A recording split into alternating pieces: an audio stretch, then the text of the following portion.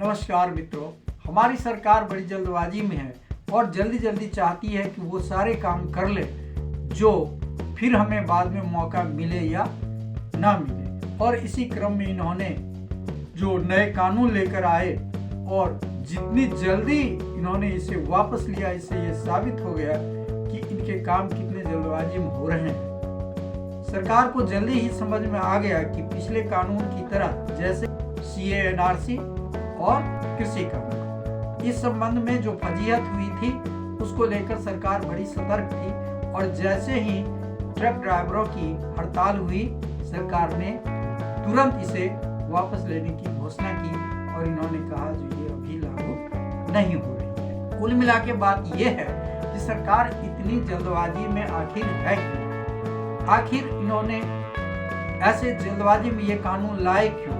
और सरकार को एक बात यह भी अच्छी तरह समझ में आ गई कि विपक्ष का होना कितना जरूरी है। अगर संसद में विपक्ष होता तो इस पर लंबी चौड़ी बहस होती और इसके गुण और दोषों का बढ़िया से जिक्र होता और फिर सरकार ये कानून बनाती। लेकिन सरकार को तो अपनी वाहवाही लूटनी है और ये दिखाना है कि वही एक प्रमुख व्यक्ति है या हिंदुस्तान की किस्मत लिख रही है, और जितना जल्दी लिख दे वो काम ही ना पूरा हो जाएगा। आगे मसला तो कुछ है नहीं, तो कुछ नए कानून बना लो, कुछ लंबी चौड़ी बातें बना लो।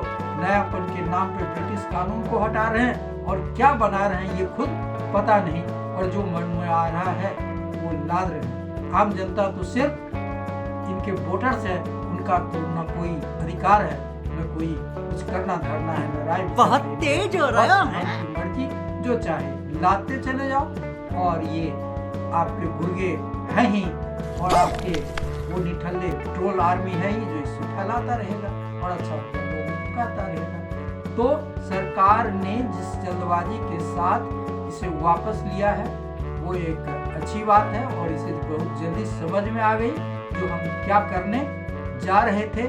और लोगों ने जिस प्रकार से इस पर प्रतिक्रिया दिखाई वो भी सराहनीय है। आखिर इस देश में अधिकतर लोग तो ड्राइवर ही है, वो चाहे 2 व्हीलर चला रहे हो, 3 व्हीलर चला रहे हो, 4 व्हीलर चला रहे हो या बड़ी गाड़ियां चला रहा हो, किसी न किसी रूप में तो ड्राइवर लोग है ही।